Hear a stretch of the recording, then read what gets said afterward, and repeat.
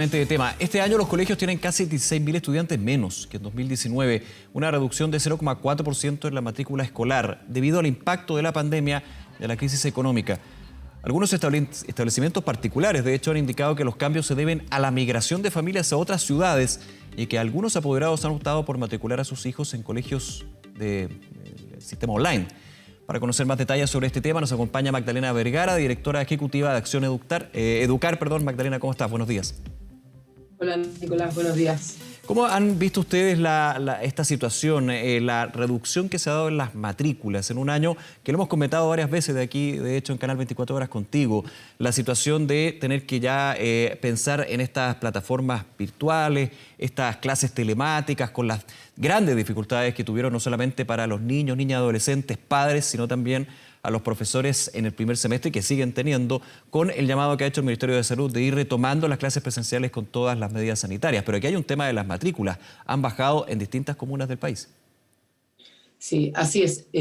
La baja o la distribución de las matrículas dentro de los colegios era algo que uno podía prever cuando comienza la pandemia. De hecho, se comentó bastante también el hecho de que por razones económicas muchos padres tuviesen que migrar de colegios particulares pagados, subvencionados con copago, a colegios que fuesen gratuitos o más baratos. Pero también ha sido relevante lo que tú comentabas de que muchas familias han decidido optar por cambiarse de ciudad y eso también ha implicado una baja de matrículas en ciertos colegios dentro de Santiago y que todavía quizás no se han conocido dentro de los totales que son de matrícula del año 2020. O sea, tenemos que esperar todavía para ver realmente cuál ha sido el impacto, cuál ha sido la distribución y la disminución de las matrículas. Pero sí hay un tema que es muy importante y que es algo que también tenemos que lograr prevenir, que es la deserción de los estudiantes del sistema escolar. Y en eso es clave el trabajo que se está haciendo.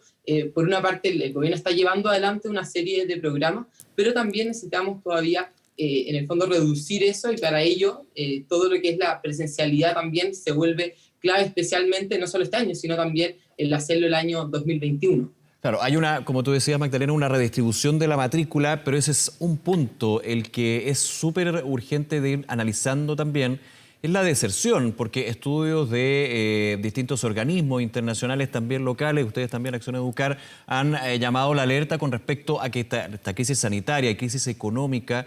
obligaría a muchos estudiantes a desertar. Un tema que se ha ido arrastrando desde hace varios años en Chile, pero que aumenta justamente con la situación de crisis que se vive. Sí, Chile en general era un país que tenía una deserción, comparado con los restos de países de Latinoamérica, tenía una deserción que era bastante baja, pero efectivamente, debido a la pandemia, esta deserción puede ir aumentando y por ello es la gravedad que tiene, porque son estudiantes que finalmente quedan excluidos del sistema escolar y eso con una serie de consecuencias tanto para ellos, para su desarrollo, como también afecta finalmente a su familia, a su entorno y por eso es tan importante que nosotros logremos retener a sus estudiantes y lograr revertir aquella situación de quienes hoy día no están participando del sistema. Y ahí lamentablemente lo que ocurre con la educación remota es que el vínculo que tiene el estudiante, la familia con la escuela comienza a y por tanto los estudiantes también muchas veces dejan de participar hoy día de lo que es la educación, este proceso, la continuidad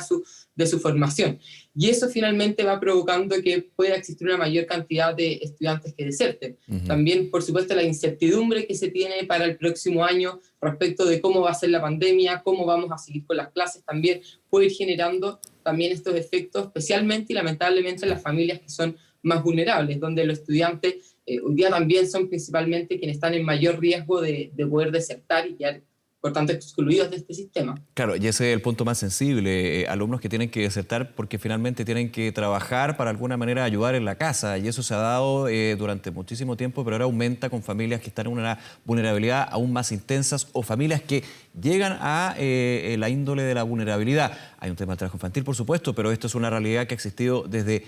siempre en nuestro país, que ha ido bajando con los años, pero que nuevamente empieza a relevarse como una señal de alerta para lo que va a suceder en los próximos meses, considerando la crisis que viven tantas familias. Sí, efectivamente. De hecho, si uno mira cuál es el grupo en el fondo de mayor riesgo dentro de lo que es la deserción, son estudiantes que están en tercero medio, cuarto medio, son principalmente hombres y ahí efectivamente uno podría atender a que son también personas o estudiantes que van a querer ayudar a su familia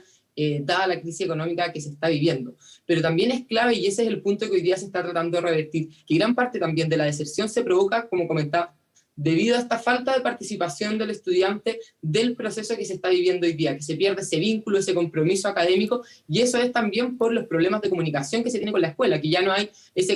comunicación constante, no hay un trabajo o un acompañamiento por parte de los compañeros, los profesores, que pueden estar también más pendientes de la situación de ese estudiante. Y por ello, y yo comenté al principio también, ahí se está realizando ciertos programas, aún estamos a tiempo, el programa que el gobierno está llevando adelante para prevenir la deserción, trabajando de manera individual con distintos colegios, generando planes personalizados para el estudiante y su familia. También se está realizando un importante trabajo de levantar datos que es bastante importante. Aquí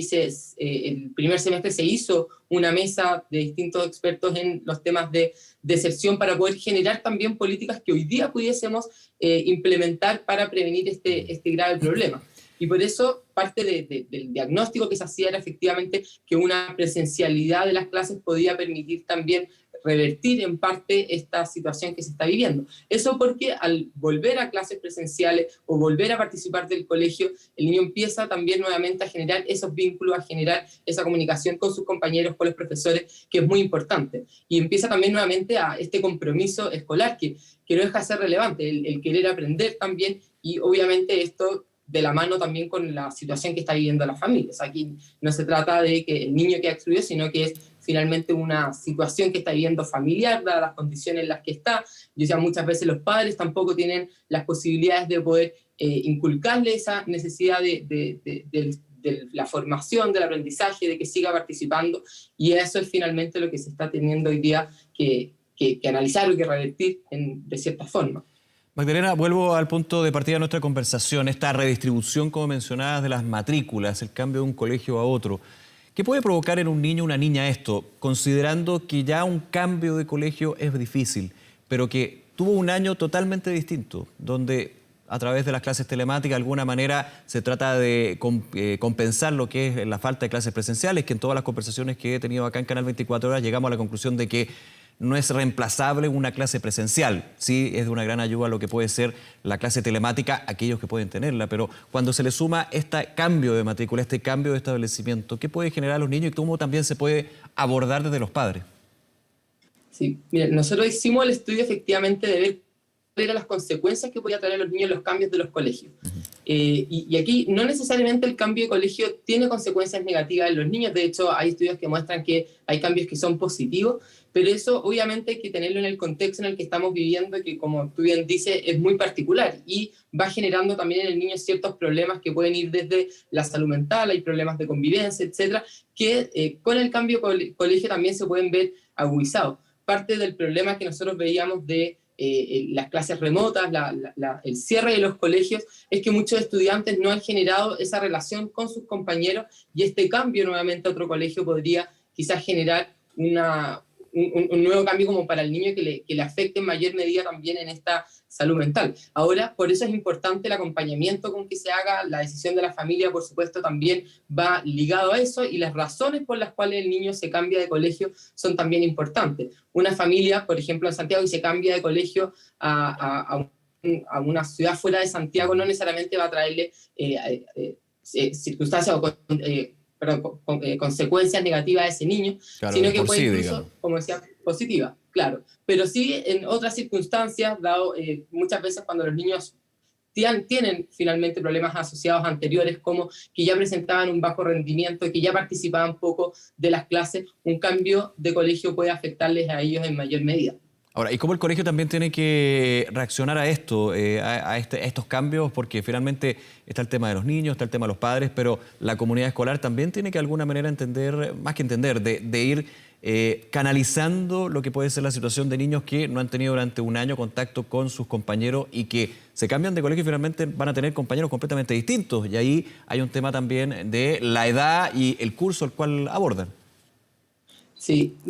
el tema es muy importante por parte de los colegios de cómo se van a enfrentar, no solamente por el hecho del cambio de los colegios de los niños, sino hoy día estamos en una situación de que van a volver a abrir los colegios luego de todo un año en que estuvieron cerrados para el año 2021. Y eso sí es muy relevante. Y ahí me parece que es importante y es clave el foco que se está poniendo de que la educación socioemocional debe ser el centro también de cómo se aborde el plan escolar para el próximo año. De hecho, eso está puesto dentro de la planificación que el gobierno ya presentó y es algo que de alguna forma ha generado consenso dentro de los distintos establecimientos, de la relevancia que va a tener poder trabajar con los estudiantes su situación socioemocional para poder también hacer, ver un poco las consecuencias que se han tenido durante toda esta pandemia. Y ahí todo el trabajo que sea de lo afectivo con sus compañeros, con los profesores, como yo decía, volver a restablecer esas relaciones que se tenían, volver a trabajar para conocer cuál es la situación y en base a eso poder comenzar ya a trabajar ya sea desde el reforzamiento de ciertas materias, la nivelación también dentro de los compañeros, porque van a haber una serie de cambios que vamos a enfrentar para el próximo año cuando los niños vuelvan a la escuela.